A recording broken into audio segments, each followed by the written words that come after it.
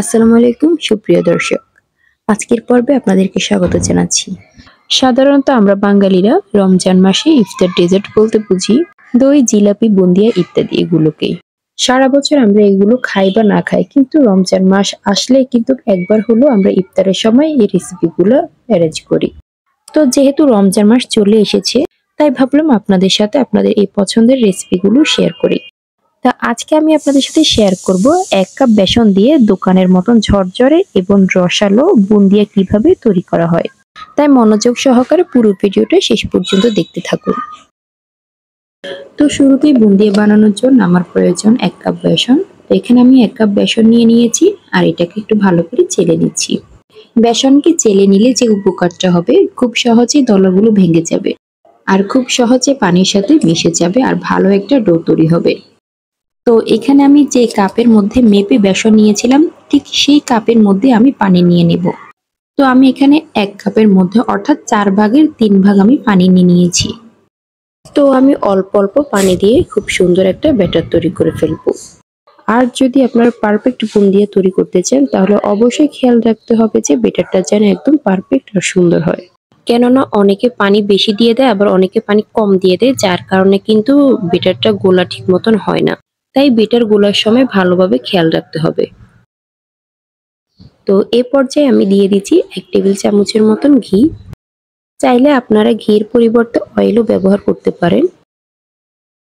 এখানে ঘি দিলে কিন্তু ব্যাটার থেকে একটা ভালো স্মেল আসে আর খেতে কিন্তু এটা খুবই দারুণ লাগে।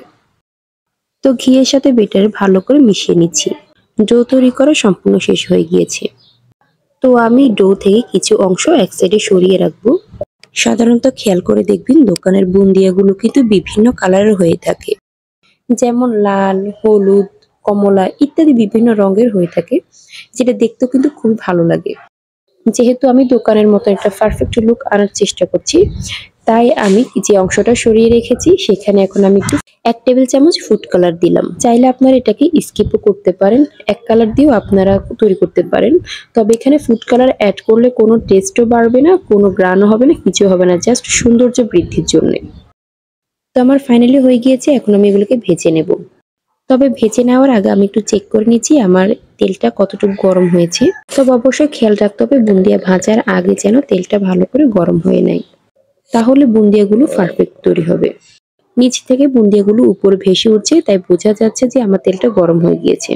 আর বুন্দিয়া তৈরি করার সময় এরকম একটা ঝাঁঝরা চামচ অথবা তেলের চামচও ব্যবহার করতে পারেন, না হলে বুন্দিয়া মেকার দিয়েও তৈরি করতে পারেন, যেগুলো বাজারে পাওয়া যায়।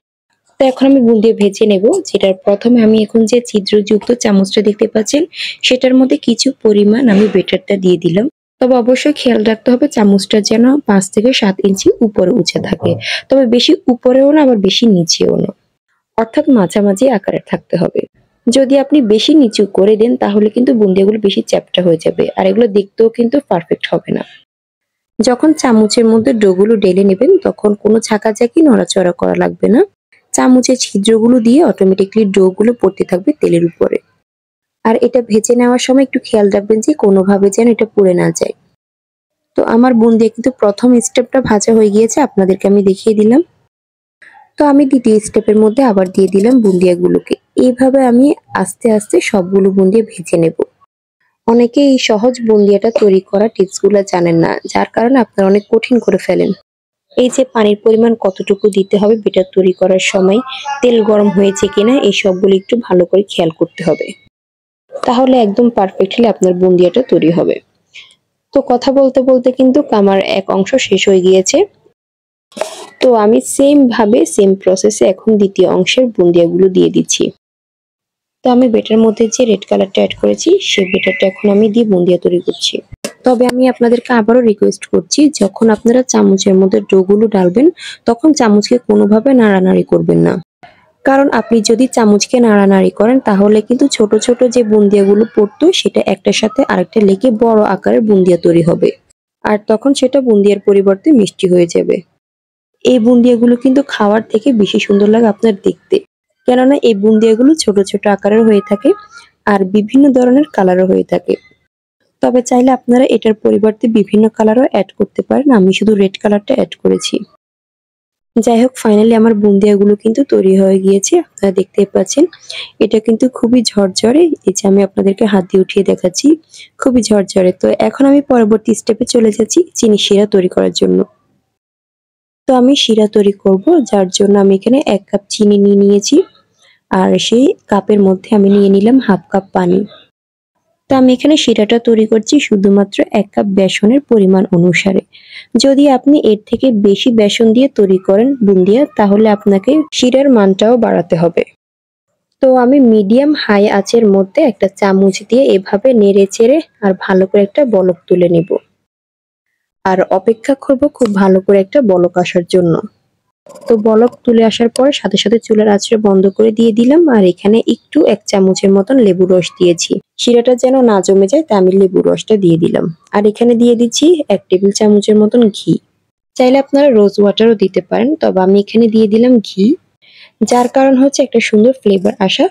আর মনে হবে যে ঘি দিয়ে আপনার এই বুন্দিয়াগুলো ভেজে নেওয়া হয়েছে। তো আমার চিনি শিরা তৈরি হয়ে গিয়েছে। তো আমি আগে থেকে যে বুন্দিয়াগুলোকে ভেজে নিয়েছিলাম সেগুলোকে এখন আমি চিনি শিরার উপরে দিয়ে দিলাম। আর একটা চামচ দিয়ে এগুলোকে একটু মিশিয়ে নিচ্ছি। তবে আমি চুলাটা বন্ধ করার সাথে সাথে শিরার মধ্যে কিন্তু বুন্দিয়াগুলোকে দিয়ে দিয়েছি। যদি আপনি ঠান্ডা করে তারপরে বুন্দিয়াগুলো ঢালেন, তাহলে কিন্তু আপনার বুন্দিয়ার ভিতরে শিরাগুলো প্রবেশ করবে না।